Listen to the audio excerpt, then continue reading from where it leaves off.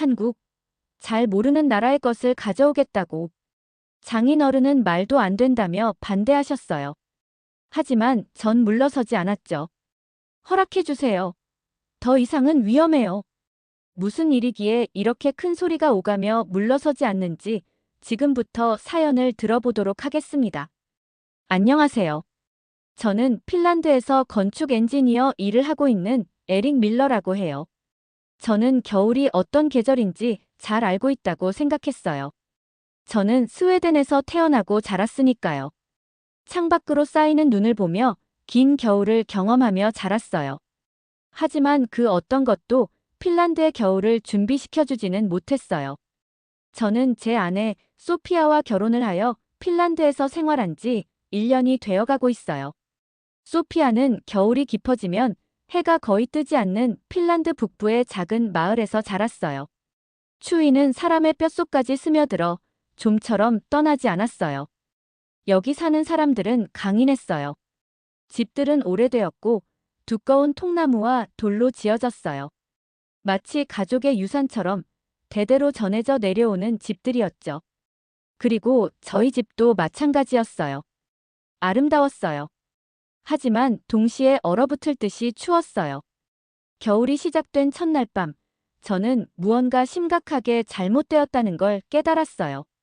벽난로에서는 불꽃이 활활 타오르며 주황빛을 뿜어냈지만 저는 여전히 제 입에서 하얀 입김이 나오는 걸 볼 수 있었어요. 라디에이터는 쉬익거리며 열을 내려고 애썼지만 벽은 차갑기만 했고 바닥은 마치 얼음처럼 발끝을 얼려버렸어요. 저는 어깨까지 담요를 바짝 끌어당기고 소피아를 바라봤어요. 그녀는 세 겹이 두꺼운 담요 속에 몸을 웅크리고 있었어요. 팔에 손을 끼운 채 얼굴이 창백하게 질려 있었어요. 괜찮아? 저는 조심스럽게 물었어요. 소피아는 고개를 저었어요. 손이 너무 아파. 저는 그녀의 손을 잡아보았어요. 얼음처럼 차가웠어요. 소피아는 혈액순환 장애가 있었어요. 그래서 겨울이 그녀에게는 더 힘들었어요. 몸이 너무 차가워지면 손가락과 발가락이 저리기 시작했어요. 심하면 피부가 하얗게 변하면서 너무 아파서 손가락 하나도 제대로 움직일 수 없었어요. 저는 예전에도 그녀가 힘들어하는 걸 본 적이 있었지만 이번엔 심각했어요. 이건 말이 안 돼. 저는 말했어요. 집이 더 따뜻해야 해. 소피아는 힘없이 웃으며 속삭였어요. 그 말을 우리 아빠한테 해봐. 소피아의 아버지, 요한은 완고한 전통주의자였어요. 그는 평생을 이 마을에서 살았어요. 그의 아버지가 이 집을 지었고 그의 할아버지가 그 이전에 기초를 닦았어요. 이 집을 바꾸는 것, 요한에게는 상상도 할 수 없는 일이었어요. 그날 밤, 저희는 요한의 집을 찾아갔어요. 저는 조심스럽게 말을 꺼냈어요. 집이 너무 추워요. 단열이 제대로 안 되고 있고 난방도 부족해요. 그리고 소피아가 너무 힘들어해요. 요한은 의자에 기대앉아 코웃음을 치며 말했어요. 그 집은 150년 동안 겨울을 견뎠어. 고칠 필요가 없지. 저는 단호하게 말했어요. 더 나은 난방이 필요해요. 요한은 미간을 찌푸렸어요. 벽난로와 라디에이터가 있는데 무슨 문제지? 늘 그래왔듯이 추우면 양모옷을 입고 버티면 돼. 저는 이를 악물었어요. 이건 참고 견디는 문제가 아니었어요. 이건 소피아의 안전과 건강이 걸린 문제였어요. 속에서 화가 끓어오르는 게 느껴졌어요. 하지만 저는 깊이 숨을 들이마셨고 침착하게 다시 말했어요. 요한, 저는 천천히 말했어요. 이건 그냥 불편한 문제가 아니에요. 소피아의 손이 점점 마비되고 있어요. 이건 심각한 문제라고요. 요한의 얼굴이 굳어졌어요. 아주 잠깐이었지만 그의 눈빛에서 걱정이 스치듯 지나가는 걸 봤어요. 하지만 이내 그는 고개를 저었어요. 소피아는 핀란드 사람이야. 잘 견딜 수 있어. 저는 믿을 수가 없었어요. 문제를 무시하는 것만 같았어요. 단지 그것이 요한이 아는 방식이 아니기 때문에 받아들이지 않는 거였어요. 그렇다면 저는 혼자서라도 해결해야겠다고 결심했어요. 요한이 듣지 않겠다면 저 혼자라도 방법을 찾아야 했어요. 설령 그것이 100년 된 전통을 거스르는 일이라 해도. 그날 밤, 저는 도저히 잠을 잘 수가 없었어요. 두꺼운 담요를 덮고 있었지만 여전히 추위가 피부를 파고들었어요. 가만히 누워서 옆에 있는 소피아를 바라볼 때마다 속이 답답해졌어요. 그녀는 담요 속에서 손을 꼭 쥔 채 웅크리고 있었고 얼굴에는 고통이 스쳐 지나갔어요. 이건 정상적인 게 아니었어요. 저는 반드시 해결책을 찾아야 했어요. 그 후 며칠 동안 저는 책과 인터넷을 뒤지며 난방에 대한 정보를 찾았어요. 라디에이터, 바닥 단열재, 장작 난로. 어느 것도 완벽한 해결책이 되지는 못했어요. 우리 집에는 더 좋고 더 강력한 난방이 필요했어요.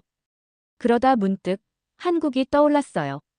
몇 년 전 저는 일 때문에 한국을 방문한 적이 있었어요. 일로 방문했지만 제가 알게 된 새로운 나라였고 이 나라만의 전통적인 구조를 알고 싶은 호기심에 작은 한옥에서 머물렀는데 한겨울이었음에도 바닥이 따뜻했어요. 벽난로나 라디에이터에서 나오는 열이 아니었죠. 바닥 밑에서 올라오는 따뜻함이었어요. 그걸 한국에서는 온돌이라고 부른다고 했어요. 그때의 기억이 또렷이 떠올랐어요. 춥고 긴 하루를 마치고 한옥 안으로 들어섰을 때 바닥에서부터 올라오는 온기가 발을 감싸 안았어요. 라디에이터처럼 금방 식어버리는 열이 아니었어요. 낮고 은은하게 깔리면서 방 안을 골고루 데워주는 그런 따뜻함이었어요. 이걸 핀란드에서도 사용할 수 있을까? 저는 갑자기 설레는 기분이 들었어요.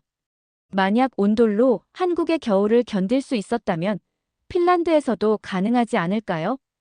저는 노트북을 켜고 온돌 난방에 대해 조사하기 시작했어요. 읽으면 읽을수록 확신이 들었어요.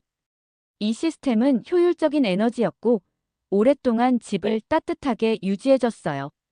라디에이터처럼 공기만 데우는 방식이 아니라 바닥 전체를 데워서 실내 온도를 오래 유지하는 구조였어요. 무엇보다도 이 난방 방식이 소피아에게 딱 맞을 거라고 확신했어요. 저는 당장 소피아에게 이 이야기를 하기 위해 달려갔어요. 희망이 보이기 시작했어요. 온돌. 소피아가 피곤한 눈으로 저를 바라보며 되물었어요. 맞아. 저는 앞으로 몸을 기울이며 말했어요. 이건 한국에서 사용하는 바닥 난방 방식이야. 공기를 덮이는 게 아니라 바닥을 데우는 시스템이야. 열이 골고루 퍼지고 오랫동안 따뜻함을 유지할 수 있어. 소피아는 고개를 갸우뚱했어요. 그런데 그게 여기서도 가능할까? 당연하지. 저는 확신에 찬 목소리로 말했어요.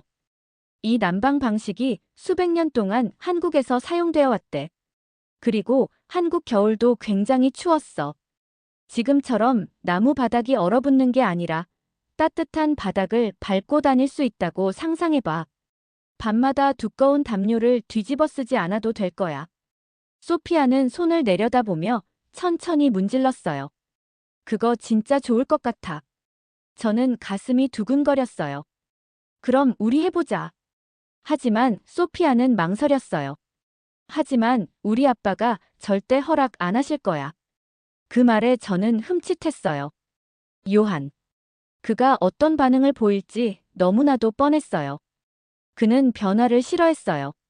핀란드에서 온 것이 아니면 더더욱 반대했죠. 하지만 소피아를 위해 저는 포기할 수 없었어요. 요한은 작업장에서 오래된 도끼를 갈고 있었어요. 방 안에는 톱밥과 연기의 냄새가 가득했죠. 제가 문을 열고 들어갔을 때 그는 고개조차 들지 않았어요. 무슨 일이야? 그가 묻었어요. 저는 깊이 숨을 들이마셨고 차분하게 말했어요. 집 난방 문제를 해결할 방법을 찾았어요. 그는 코웃음을 쳤어요. 문제 같은 건 없어. 저는 무시하고 계속 말했어요. 새로운 난방 방식인데 온돌이라고 해요. 한국에서 사용하는 난방 방식인데 바닥을 데우는 방식이에요. 이게 훨씬 효율적이고 마이너스. 요한은 갑자기 도끼를 탁 내려놓으며 제 말을 잘랐어요. 온돌, 한국. 저는 침을 삼켰어요. 네. 그의 눈빛이 가늘어졌어요. 내 아버지가 만든 바닥을 뜯어내고 아시아식 난방을 깔겠다고. 그냥 아무 난방이 아니에요. 저는 힘주어 말했어요. 수천 년 동안 사용된 시스템이에요. 효과적이고 무엇보다 소피아에게 도움이 될 거예요. 요한은 천천히 자리에서 일어났어요. 그는 저보다 키가 컸고 위압적인 분위기를 풍겼어요. 우린 다른 나라의 도움 따위 필요 없어. 그가 낮은 목소리로 말했어요. 우리는 핀란드 방식을 사용해. 우리가 몇 세기 동안 해왔던 방식이 있어. 저는 주먹을 꽉 쥐었어요.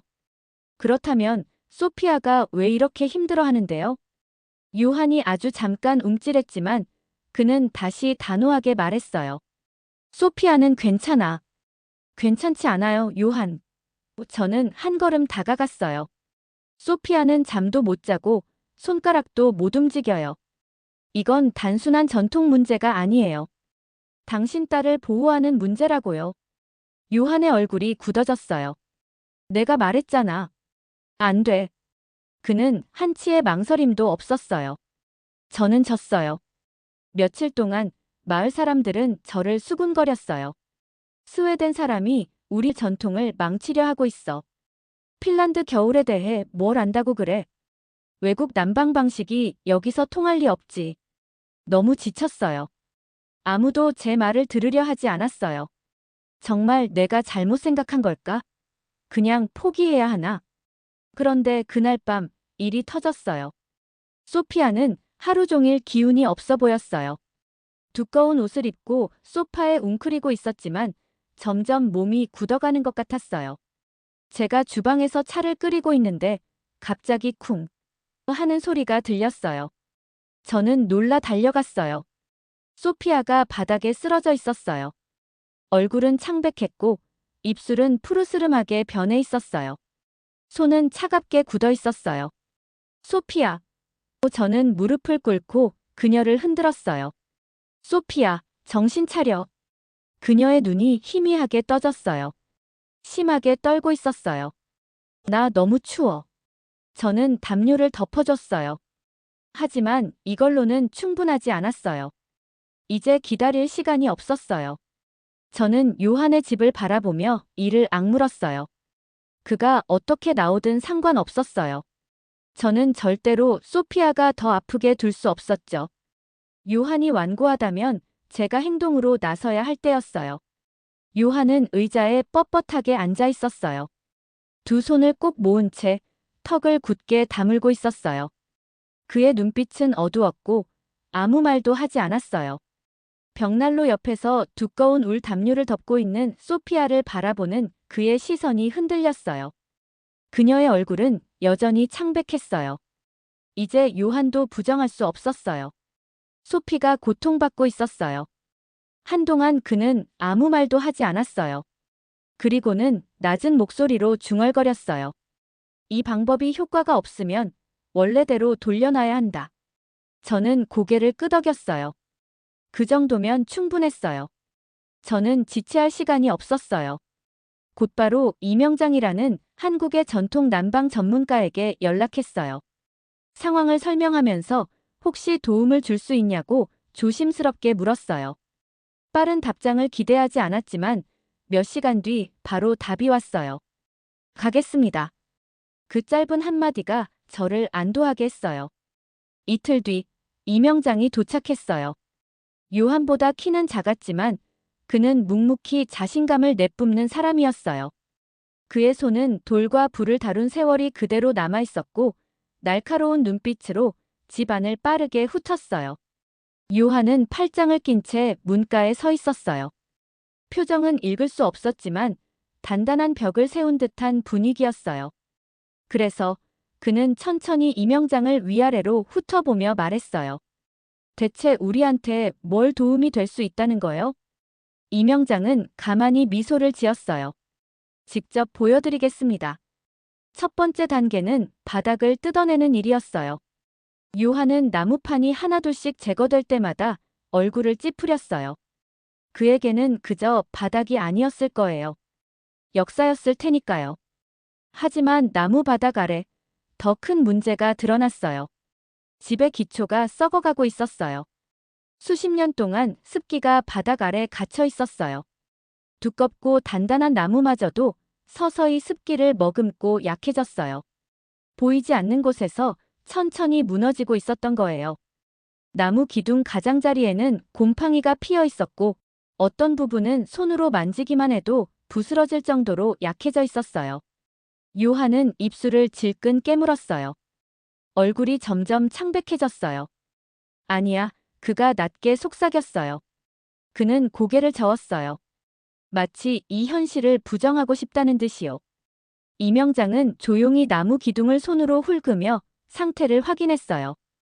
기둥을 가볍게 두드리며 소리를 들었고 곰팡이 자국을 살펴본 뒤 일어나 말했어요. 이게 지금 난방이 제대로 안 되는 이유입니다. 그는 요한을 바라보며 조용히 설명했어요. 조상님들이 집을 지을 때는 아주 지혜로웠습니다. 하지만 이제 기후가 변했어요. 습기가 갇히고 공기가 제대로 순환되지 않으면서 바닥이 서서히 썩어간 겁니다. 요한은 눈을 질끈 감았다가 다시 떴어요. 한동안 말이 없었어요. 그러다 힘겹게 입을 열었어요. 나는 몰랐어. 이명장은 고개를 끄덕였어요. 대부분의 사람들은 알지 못합니다. 하지만 지금부터라도 고칠 수 있습니다. 그 순간 요한이 처음으로 반박하지 않았어요. 그는 가만히 서서 듣고 있었어요. 작업은 생각보다 훨씬 더디고 섬세하게 진행됐어요. 이명장은 특별한 단열 기술을 알려줬어요. 이 기술을 사용하면 습기를 차단하면서도 열을 효과적으로 보존할 수 있다는 거였죠. 그는 온돌이 어떻게 열을 저장하고 공기를 자연스럽게 따뜻하게 만드는지 설명해 주었어요. 기존 난방 방식처럼 공기를 태우거나 건조하게 하지 않는 점이 가장 큰 차이점이었어요. 처음에는 요한도 회의적인 태도를 보였어요. 하지만 시간이 지날수록 그의 눈빛이 바뀌었어요. 그는 김명장이 하는 작업을 유심히 지켜봤어요. 짧고 퉁명스럽게 질문을 던지던 것이 점점 많아졌어요. 도구 하나하나를 살펴보고 사용법을 묻기 시작했어요. 나무의 결을 손으로 확인하고 벽돌을 어떻게 쌓아야 하는지 직접 배우려 했어요. 제가 요한을 처음 만났을 때 그는 변화를 완전히 거부하는 사람이었어요. 하지만 지금 그의 태도는 달라졌어요. 처음으로 요한이 배워가고 있었어요. 그것도 자신이 아닌 외부 사람에게서요. 그리고 저는 그 순간 깨달았어요. 요한이 지금까지 해온 건 단순히 과거를 보호하는 것이었어요. 하지만 지금 그는 미래를 만들어가고 있었어요. 그렇게 온돌이 완성된 날, 올겨울 첫눈이 내렸어요. 하늘에서는 포근한 눈송이들이 천천히 떨어지며 마을을 새하얀 담요처럼 덮었어요. 바깥 공기는 차갑고 날카로웠고 제 피부를 바늘처럼 찔렀어요. 저는 마당에 서서 집을 바라봤어요. 겉으로 보기엔 변한 게 없었어요. 소피아의 조상들이 지었던 집, 요한이 평생 지켜온 집 그대로였어요. 그런데 안은 달라졌어요. 겨울이 시작된 이후 처음으로 집 앞 모든 공간이 따뜻한 공기로 가득 차 있었어요. 요한이 문 앞에 섰어요. 그의 부츠에는 눈이 잔뜩 쌓여 있었어요. 그는 잠시 망설이다가 천천히 안으로 들어왔어요. 부츠를 벗고 조심스럽게 한 발을 나무 바닥 위에 올렸어요. 그리고 다른 발도 올렸어요. 그러더니 갑자기 멈춰 섰어요. 잠시 바닥을 내려다보았죠. 미간을 찌푸린 채 천천히 한 걸음을 더 내디뎠어요. 발 뒤꿈치를 바닥에 꾹 눌러보면서 마치 무언가를 확인하는 듯 했어요. 이게. 그는 말을 멈췄어요. 목소리가 흔들렸어요. 그는 믿기지 않는다는 듯 바닥을 내려다봤어요. 이게 따뜻하잖아. 저는 빙긋 웃었어요. 아시아식 난방 치고는 괜찮죠? 요한은 대답하지 않았어요. 대신 몇 걸음을 더 내디디더니 조용히 바닥에 앉았어요.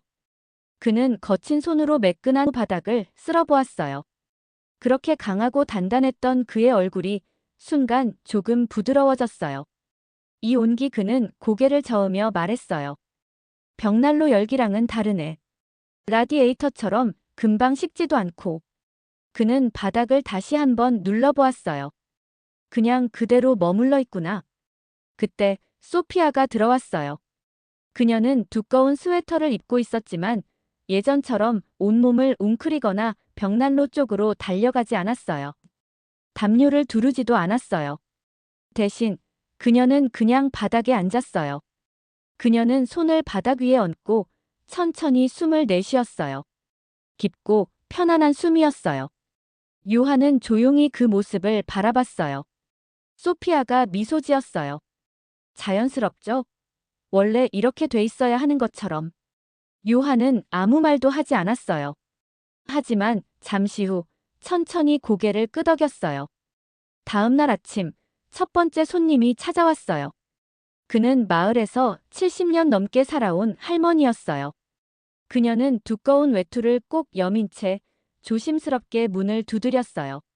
난방을 바꿨다면서요? 그녀가 말했어요.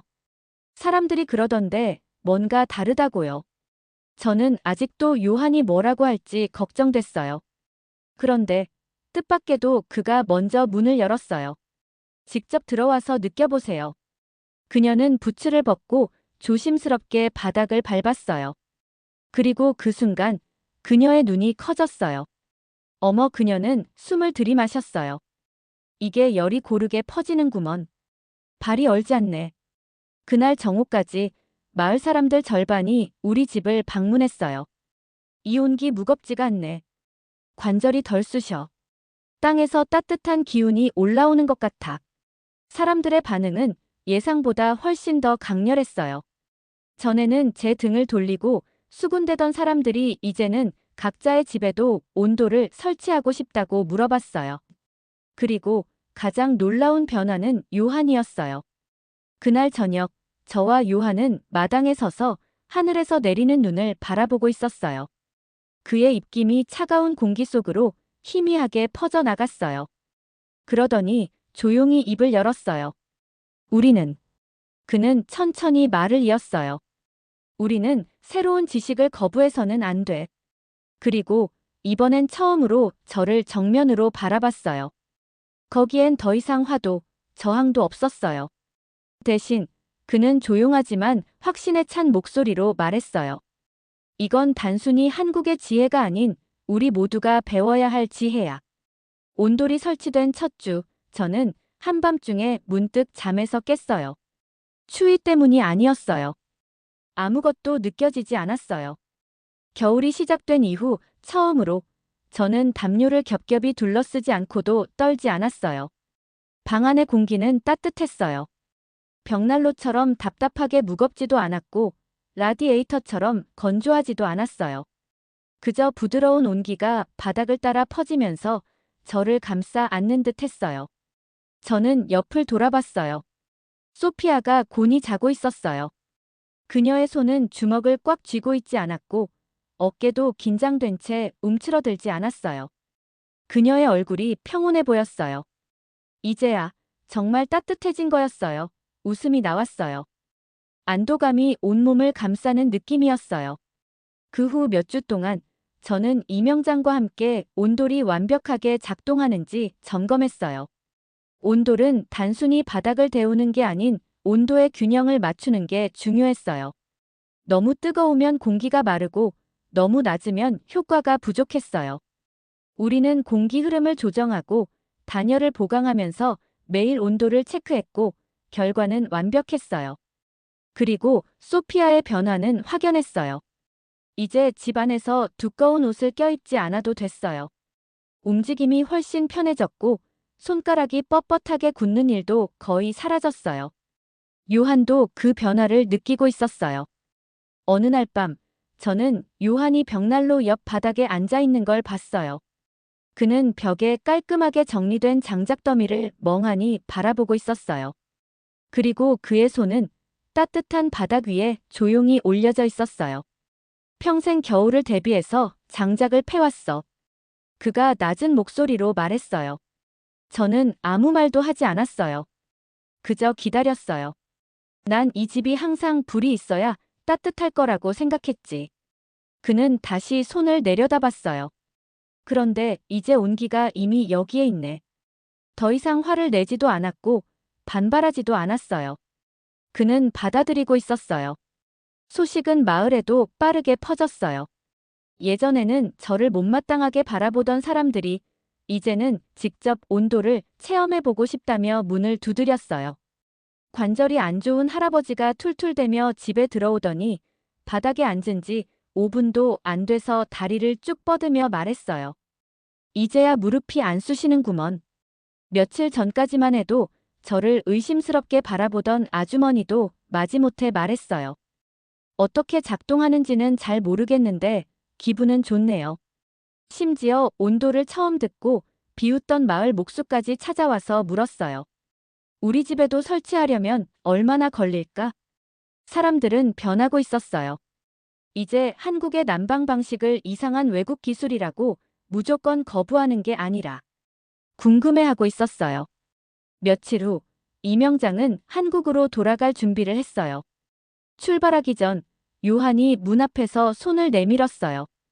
이명장은 망설임 없이 그 손을 맞잡았어요. 정말 많이 배웠어요. 요한이 말했어요. 이명장은 조용히 미소 지었어요. 직접 배우신 거예요. 그는 부드럽게 말했어요. 듣기로 선택하셨으니까요. 요한은 고개를 끄덕였어요. 당신이 가져온 이 난방 방식 이제 이건 단순한 한국 것이 아니야. 우리에게도 속하는 거지. 이명장의 눈빛이 반짝였어요. 전통이란 새로운 것을 거부하는 게 아닙니다. 그가 말했어요. 진짜 전통은 삶을 더 좋게 만드는 걸 선택하는 것이죠. 요한은 잠시 그 말을 곱씹듯 가만히 서 있었어요. 그리고 마침내 고개를 끄덕였어요. 이제야 그 말을 이해할 것 같군. 그들의 악수를 보면서 저는 요한을 바라봤어요. 요한은 단순히 온도를 받아들인 게 아니었어요. 그는 한국을 받아들이고 있었어요. 그리고 그는 깨달았어요. 다른 문화를 배우는 것은 약함이 아니라 지혜라는 것을. 그렇게 우리 마을의 새로운 전통이 시작됐어요. 그 다음 겨울이 찾아왔을 때 마을은 확실히 달라져 있었어요. 10곳이 넘는 집이 온도를 설치했어요. 처음에는 다들 망설였어요. 수군거렸고 반신반의했어요. 하지만 발로 직접 온기를 느껴본 순간 생각이 바뀌었어요. 이제 공기가 건조하지 않아요. 한 아주머니가 말했어요. 우리 손자가 바닥에서 놀아도 춥지 않대요. 다른 이웃이 웃으며 말했어요. 푹 자게 됐어. 한 노인은 조용히 덧붙였어요. 그리고 무릎도 덜 아파. 이제 온돌은 단순한 편안함만을 의미하지 않았어요. 건강, 효율성, 그리고 더 나은 삶이었어요. 마을의 난방비는 크게 줄어들었어요. 사람들은 이제 더 이상 몇 시간씩 장작을 패거나 벽난로에 끊임없이 불을 지피지 않아도 됐어요. 바닥이 얼어붙을까 걱정할 필요도, 한밤중에 추위에 몸을 떨며 잠에서 깰 일도 없었어요. 이 모든 변화는 단 하나의 변화에서 시작됐어요. 바로 한국의 온돌에서요. 겨울이 서서히 끝나갈 무렵 요한이 저를 불렀어요. 저는 그의 집으로 걸어 들어갔어요. 아니, 이제 우리의 집이 된 곳이었어요. 집은 여전히 똑같았어요. 벽도, 지붕도, 창문도 그대로였어요. 하지만 안에 들어서자 뭔가가 완전히 달라졌다는 걸 느낄 수 있었어요. 온기는 집 안 구석구석까지 퍼져 있었어요. 거칠거나 갑작스럽지 않은 조용하고 일정한 따뜻함이었어요. 요한은 창가에 익숙한 의자에 앉아 있었어요. 그는 작은 사진 한 장을 들고 있었어요. 가까이 다가가 보니 사진의 가장자리는 낡고 빛발해 있었어요. 하지만 저는 한눈에 알아볼 수 있었어요. 이 집이 처음 지어졌을 때의 모습이었어요. 요한은 사진을 한참 바라봤어요. 그러다 조용히 입을 열었어요. 예전엔 전통이라는 게 그대로 보존하는 것이라고만 생각했어. 목소리는 여전히 차분했지만 뭔가 달랐어요. 좀 더 부드러웠어요. 저는 가만히 기다렸어요. 그는 사진을 손가락으로 천천히 훑었어요. 그러다 저를 바라봤어요. 하지만 내가 틀렸어. 그는 바닥을 내려다봤어요. 온기가 퍼지고 있는 바닥을. 그리고 다시 저를 바라보며 말했어요. 이 집은 대대로 이어져 왔어. 그리고 앞으로도 오래오래 남아있을 거야. 하지만 그렇다고 해서 시간 속에 멈춰 있어야 한다는 뜻은 아니지. 그는 사진을 꼭 쥐었다가 천천히 손을 풀었어요. 그리고 깊이 숨을 내쉬었어요. 나는 너랑 싸웠지. 그는 솔직하게 말했어요. 이 아이디어를 반대했어. 왜냐하면 그가 잠시 말을 멈췄어요. 저는 조용히 물었어요. 왜요? 두려웠나요? 요한은 천천히 고개를 끄덕였어요. 그래. 그는 작게 웃었어요. 과거를 놓아버리면 전부 사라져버릴까봐 두려웠어. 그는 사진을 테이블 위에 내려놓고 저를 바라봤어요. 하지만 이제 깨달았어. 그는 천천히 고개를 끄덕이며 말했어요. 진짜 전통은 변화를 거부하는 게 아니라 과거의 장점을 지키면서 더 나은 것을 받아들이는 것이라는 걸. 그는 자리에서 일어나 제 어깨를 툭 쳤어요. 고맙다, 에릭. 진심이 담긴 그 말에 전 웃음을 지었어요. 겨울이 끝나고 봄이 찾아왔어요. 집은 여전히 굳건히 서 있었어요. 하지만 이제 단순히 오래된 집이 아니었어요. 과거를 간직한 채 미래로 나아가는 핀란드의 전통과 한국의 지혜. 두 개의 온기가 하나로 섞이며 새로운 의미를 만들어낸 집이었어요. 오늘의 사연은 여기까지입니다. 오늘의 사연 어떠셨나요? 여러분의 의견을 댓글로 남겨주세요. 사연에 공감하셨다면 구독과 좋아요로 응원해주세요. 여러분의 관심이 더 좋은 영상을 전하는데 큰 힘이 됩니다. 그럼 다음 사연으로 찾아뵙겠습니다. 감사합니다.